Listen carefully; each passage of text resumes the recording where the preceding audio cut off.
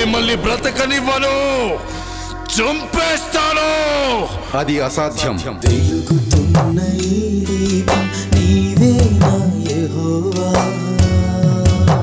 ఏలియా నిజంగా మహానుభావుడు కాదు, నిజంగా దేవుడే.